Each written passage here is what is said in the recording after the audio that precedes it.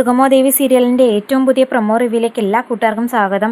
അങ്ങനെ പാപ്പനും ബെല്ല പറഞ്ഞ് മനസ്സിലാകുന്നുണ്ട് നന്ദൻ വഴി ദേവികയും സിദ്ധാർത്ഥൻ സാറും ഗിരീഷും ഒക്കെ ഇപ്പം ഋഷി കൊലപാതക കേസ് തിരിച്ചറിഞ്ഞു കഴിഞ്ഞിരിക്കുന്നു. അതായത് നന്ദൻ ഋഷിയെ കൊലപ്പെടുത്തിയെന്നും തൽക്കാലം ഇത്രയും മാത്രമേ അവരറിഞ്ഞിട്ടുള്ളൂ. മറിച്ച് ഡിവൈഎസ്പിയും അതുപോലെ ബെല്ലയും കെവിനും ഒക്കെ ഈ കൊലപാതക കുറ്റത്തിന് നന്ദനൊപ്പം കൂട്ടുനിന്നെന്നും കുറ്റം മറച്ചു പിടിക്കാൻ സഹായിച്ചു എന്നുള്ള കാര്യം ഇതുവരെ തുറന്നു പറഞ്ഞിട്ടില്ല. പക്ഷെ നന്ദൻ്റെ കാര്യമായതുകൊണ്ട് ഉറപ്പൊന്നും പറയാൻ പറ്റില്ല. ആരെങ്കിലും ഒന്ന് സ്ട്രിക്റ്റായിട്ട് ചോദിച്ചു കഴിഞ്ഞാൽ നന്ദനെല്ലാം വെട്ടിവിളിച്ച് പറയുമെന്നുള്ള കാര്യം ഇപ്പോൾ പാപ്പന് മനസ്സിലാകുന്നുണ്ട്. അതുകൊണ്ട് തന്നെ പാപ്പൻ ബെല്ലയോട് ചോദിക്കുന്നുണ്ട്, ഇനിയിപ്പോൾ എന്താ നമ്മുടെ പ്ലാൻ? ഇതുവരെ ദേവിയേക്ക് സത്യങ്ങളൊന്നും അറിയില്ലായിരുന്നു. ഇപ്പോൾ അവൾ കാര്യങ്ങളൊക്കെ അറിഞ്ഞ സ്ഥിതിക്ക് കുറ്റം പുറത്തു കൊണ്ടുവരാൻ മാത്രമേ അവൾ ശ്രമിക്കൂ, അല്ലാതെ മൂടി വെക്കാൻ ആ പ്രഭാവതി ആൻറ്റിയെ പോലെ ശ്രമിക്കുമെന്ന് എനിക്ക് തോന്നുന്നില്ല. അവൾ കാര്യങ്ങളറിഞ്ഞ് നമ്മുടെ കൂടെ നിന്നില്ലെങ്കിൽ എന്തായിരിക്കും നമ്മുടെ അടുത്ത പ്ലാൻ എന്ന് ചോദിക്കുമ്പം അവൾ കൂടെ നിന്നില്ലെങ്കിൽ നമ്മുടെ കാര്യം അവതാളത്തിലാവും പാപ്പാന്ന് ബെല്ലയും പറയുന്നു. എന്തായാലും അവൾക്ക് എൻ്റെ കൂടെ നിന്നാൽ മാത്രമേ പറ്റുള്ളൂ, അല്ലെന്നുണ്ടെങ്കിൽ ചന്ദ്രോത്ത് വീട്ടിനെ തകർക്കുന്ന രൂപത്തിനുള്ള ആ ഒരു ബോംബ് ഞാൻ പൊട്ടിക്കുമെന്ന് പറയുമ്പോൾ ഡിവൈഎസ്പി പറയുന്നുണ്ട്, നീ ഒന്നും മിണ്ടാതിരിക്കുക ബെല്ല. നീ ഇങ്ങനെ പറയുന്നതല്ലാതെ പ്രവൃത്തിയിൽ വല്ലതും നടക്കുന്നുണ്ടോ? ഇതും കാണാൻ വെളിച്ചത്ത് വന്നു കഴിഞ്ഞാൽ എൻ്റെ ജോലിയെ പോലും അത് ബാധിക്കും. അത് നിനക്ക് മനസ്സിലാകുന്നില്ലേ? നിനക്ക് പ്രത്യേകിച്ച് ടെൻഷൻ്റെ ആവശ്യമൊന്നുമില്ല. ഞാനാണ് മറ്റുള്ളവരുടെ മുമ്പിൽ സമാധാനം പറയേണ്ടത്.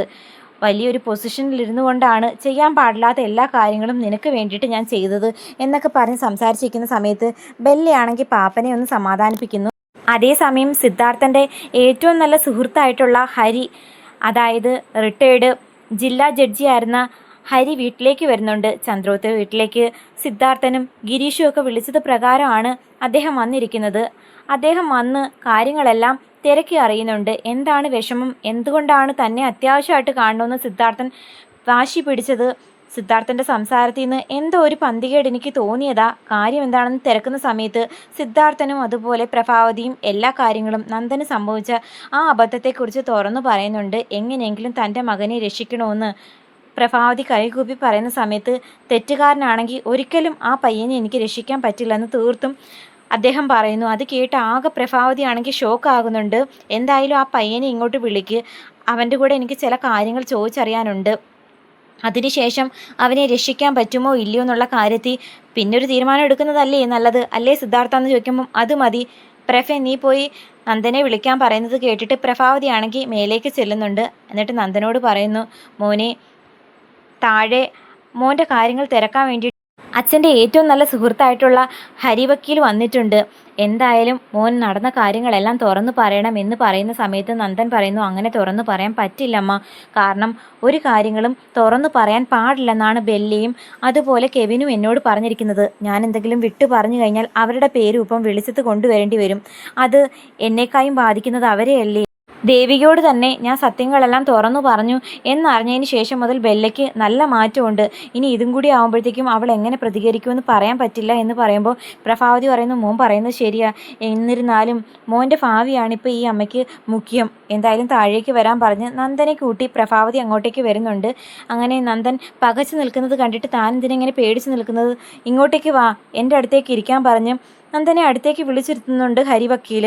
അപ്പോൾ സിദ്ധാർത്ഥൻ്റെ നടുക്കായിട്ട് നന്ദൻ വന്നിരിക്കുന്നു. അപ്പം ദേവിക എല്ലാം ശ്രദ്ധിച്ചുകൊണ്ടിങ്ങനെ നിൽക്കുവാണ്. എന്താണ് സംസാരിക്കാൻ പോകുന്നത് എല്ലാ കാര്യങ്ങളും വ്യക്തമായിട്ട് അറിയാൻ വേണ്ടിയിട്ടാണ് പുള്ളിക്കാരി വന്നിരിക്കുന്നത്. ഒരു MLA എന്ന നിലയ്ക്ക് ഇങ്ങനെ ഒരു തെറ്റിന് കൂട്ടു നിൽക്കാൻ ഇപ്പോൾ ദേവികയ്ക്ക് ആകില്ല. നിയമപരമായിട്ട് പോയാൽ രക്ഷ നേടാൻ പറ്റുന്ന കാര്യമല്ല. അല്ലെങ്കിൽ കുറ്റക്കാരനാണെന്നുണ്ടെങ്കിൽ അതിനൊത്ത ശിക്ഷ വാങ്ങിക്കൊടുക്കണം എന്നുള്ള ആഗ്രഹത്തിൽ തന്നെയാണ് ദേവികയും അതുപോലെ ഹരിവക്കീലും ഇരിക്കുന്നത്. അങ്ങനെ നന്ദനോട് കാര്യങ്ങളെല്ലാം തിരക്കുന്ന സമയത്ത് എല്ലാം തുറന്നു പറയുന്നുണ്ട്. അങ്ങനെ ബെല്ലയുടെയും കെവിൻ്റെയും കാര്യങ്ങൾ മറച്ചു വെച്ച് സംസാരിക്കാൻ ശ്രമിക്കുന്നുവെങ്കിലും ഒരു വക്കീലല്ലേ, ഈ ഒരു ക്ലയൻറ്റ് പറയുന്നത് സത്യമാണോ കള്ളമാണോ എന്ന് മനസ്സിലാക്കാനുള്ള എല്ലാ ബുദ്ധിയും വിവരവും അദ്ദേഹത്തിനില്ലേ. അപ്പം അദ്ദേഹം തന്നെ പറയുന്നുണ്ട്, നന്ദൻ എന്തൊക്കെയോ മറയ്ക്കുന്നു എന്നുള്ള കാര്യം എനിക്ക് ഉറപ്പുണ്ട്. വക്കീലിനോടും ഡോക്ടറിനോടും കള്ളം പറയാൻ പാടില്ലെന്നാണ് പണ്ടേയുള്ള പഴമൊഴി. അതുകൊണ്ട് സത്യം തുറന്നു പറഞ്ഞാൽ മാത്രമേ എനിക്ക് നന്ദനെ രക്ഷിക്കാൻ പറ്റുമോ ഇല്ലയോ എന്ന് ചിന്തിക്കാൻ പോലും പറ്റൂ എന്ന് പറയുന്ന സമയത്ത് സിദ്ധാർത്ഥൻ പറയുന്നുണ്ട്, എന്താ നടന്നതെന്ന് വെച്ചാൽ തുറന്നു പറ മോനെ, ഞങ്ങളൊക്കെ നിൻ്റെ കൂടെ ഇല്ലേ. ഇനി എന്ത് തന്നെ ആയാലും ഈ അച്ഛൻ നിന്നെ നോക്കിക്കോളാം എന്നൊക്കെ പറയുമ്പോഴത്തേക്കും നന്ദൻ പറയണോ വേണ്ടയോ എന്നാലോചിച്ച് പകച്ചു നിൽക്കുന്നുണ്ട്. അപ്പം ദേവിക പറയുന്നുണ്ട്, നന്ദു എന്താന്ന് വെച്ചാൽ തുറന്നു പറ, നന്ദനെ ആരെങ്കിലും സഹായിച്ചോ എന്ന് ചോദിക്കുമ്പോഴത്തേക്കും പറയണോ വേണ്ടയോ എന്നുള്ളൊരു ഭാവത്തിൽ പ്രഭാവതിയുടെ മുഖത്തേക്ക് നോക്കുന്നുണ്ട് നന്ദൻ. അതിൽ നിന്ന് ദേവിയേക്കും സിദ്ധാർത്ഥൻ സാറിനും ഹരിവക്കീലിനും ഒക്കെ ഒരു കാര്യം മനസ്സിലാകുന്നുണ്ട്. തങ്ങളറിയാത്ത എന്തൊക്കെയോ കാര്യങ്ങൾ ഇപ്പോഴും പ്രഭാവതിക്ക് അറിയാമെന്ന്. അധിക സമയമൊന്നും നന്ദൻ്റെ സ്വഭാവം പ്രകാരം ഒരു സത്യവും മൂടി വെക്കാൻ പറ്റില്ല. ആരെങ്കിലും ഒന്ന് തറപ്പിച്ച് നോക്കിയാലോ ഭീഷണിപ്പെടുത്തി കഴിഞ്ഞാലോ ഇപ്പം തന്നെ എല്ലാ കാര്യങ്ങളും ഒന്നിനു പിറകെ ഒന്നായിട്ട് തുറന്നു പറയും. എന്തായാലും ഹരിവക്കീലിനോട് എല്ലാ കാര്യങ്ങളും തുറന്നു പറഞ്ഞു കഴിഞ്ഞാൽ കാര്യങ്ങളെല്ലാം കേൾക്കുമ്പോഴത്തേക്കും വക്കീലിന് കാര്യങ്ങൾ ഏകദേശം മനസ്സിലാകും. കൊല്ലപ്പെട്ടു എന്ന് പറയുന്ന വ്യക്തിയെ ഇതുവരെ കണ്ടിട്ടില്ല എങ്കിലും ആ വ്യക്തിയെപ്പറ്റി വീട്ടുകാരോ നാട്ടുകാരോ ഒന്നും ശക്തമായിട്ട് കേസ് അന്വേഷിക്കുന്നില്ല. ഇതിൻ്റെ പിന്നിൽ മറ്റെന്തോ ദുരൂഹതയുണ്ടെന്നുള്ള കാര്യം വ്യക്തമായിട്ടും തിരിച്ചറിയും. ഇതിൻ്റെ പിന്നിലെ നിഗൂഢത, അതായത് കെവിനും ബെല്ലയും ഋഷിയും DYSP എല്ലാവരും കൂടി ചേർന്ന് നടത്തുന്ന നാടകം ഇനി അധികം താമസിക്കാതെ ഒന്നിനു പിറകെ ഒന്നായിട്ട് പുറത്തു വരും എന്ന് തന്നെ വിശ്വസിക്കാം. കാരണം നന്ദൻ പേടിച്ചു വിറച്ചിരിക്കുന്ന ഒരു വ്യക്തിയാണ്. അപ്പോൾ അയാൾ ഭയക്കുന്നത് പോലെയല്ല ഇവർ കാര്യങ്ങൾ ചിന്തിക്കുകയും മനസ്സിലാക്കുകയും ചെയ്യുന്നത്. അവർ കഴിഞ്ഞതും ഇനി നടക്കാൻ പോകുന്നതുമായിട്ടുള്ള കാര്യങ്ങൾ വ്യക്തമായിട്ട് ചിന്തിച്ച് മനസ്സിലാക്കി എന്താ ശരിക്കും സംഭവിച്ചെന്നുള്ള കാര്യം നന്ദനെ തന്നെ പറഞ്ഞ് മനസ്സിലാക്കാൻ ശ്രമിക്കും. അതോടെ ബെല്ലയുടെയും കെവിൻ്റെയും നാടകം എന്താണെന്ന് നന്ദൻ മനസ്സിലാക്കാൻ പോകുന്നതേ ഉള്ളൂ.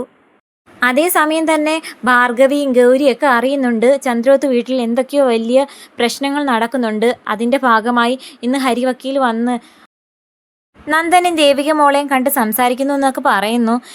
നിന്നോട് അതിനെപ്പറ്റി വല്ലതും പറഞ്ഞോ ദേവിക മോളെന്ന് ഭാർഗവി ചോദിക്കുന്ന സമയത്ത് നന്ദൻ മാധവേട്ടനെ തല്ലിയില്ലേ, അതുമായി ബന്ധപ്പെട്ട കാര്യം സംസാരിക്കാൻ തന്നെയാണ് ഹരിവക്കീൽ വരുന്നത്. ഇന്നത്തോടെ അവർക്കിടയിലുള്ള പ്രശ്നം എന്താണെങ്കിലും അത് ഒത്തുതീർപ്പാകുമെന്ന് എൻ്റെ മനസ്സ് പറയുന്നുണ്ട്. പഴയതുപോലെ ദേവിക നന്ദൻ്റെ ഭാര്യയായിട്ട് ചന്ദ്രോത്ത് കാണുമെന്ന് തന്നെ പ്രതീക്ഷിക്കാം എന്ന് പറഞ്ഞ് നിൽക്കുന്നുണ്ട്. അപ്പോൾ എന്താകുമെന്ന് കാത്തിരുന്ന് കാണാം.